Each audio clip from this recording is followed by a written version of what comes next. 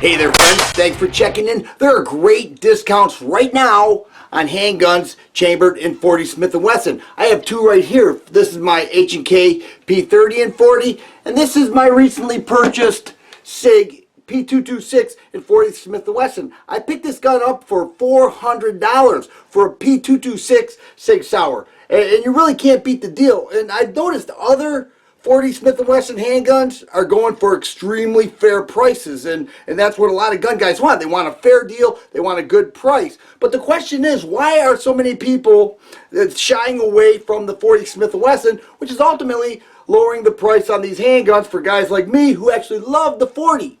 I know that some people say when you shoot a 40 Smith & Wesson, it's snappy, it's too snappy, and I don't agree with that at all.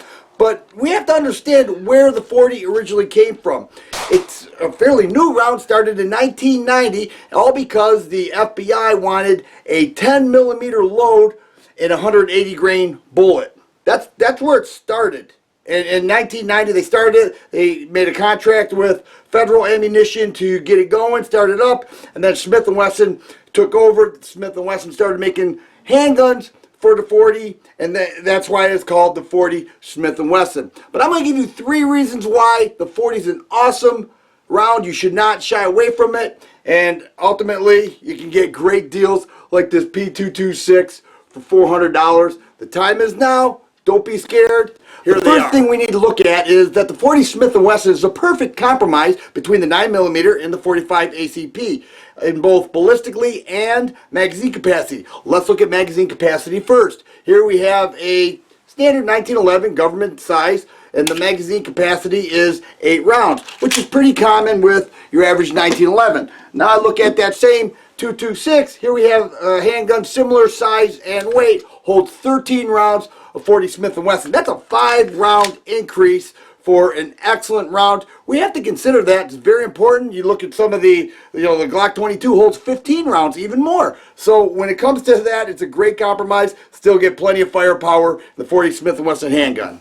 The second reason why a 40 Smith & Wesson's a great round is because it's not that snappy. I've heard that at nauseam. Everybody say, well, the 40 Smith & Wesson is snappy. And here's my answer for that. Who cares? Have we become so feminized in this country that we can't handle a little bit of recoil? You know, when you acquire your sights and you're holding on to your gun, get a nice firm grip like you would any other gun, and you pull the trigger, the 40 is going to function just fine. And who cares if it offers a little bit of recoil? You can handle it. Thirdly, the 40 Smith & Wesson has great ballistics. Once again, it was modeled after the 10mm with 180 grain bullets. The perfect compromise between the faster 9mm and the little bit slower 45 ACP. Lines up right in the middle. Has a great ability to penetrate, expand, and pass through various objects. You look at law enforcement, duty issue handguns, by and large, are 40 Smith & Wesson. Now, I know a lot of you guys right now are saying it's all about shot placement anyways, and that's certainly true, no doubt about it. But I certainly would not want a 165 grain Hornady critical defense coming at me at 1100 feet per second. Defensively, it's a great round. And I also know a lot of you guys are saying, that's fine for you, but I'm sticking with my 9mm or my 45 ACP. And I say, that's okay, because guys like me and so many others will be eating up these excellent deals on the 40 Smith & Wesson handguns and just loving it.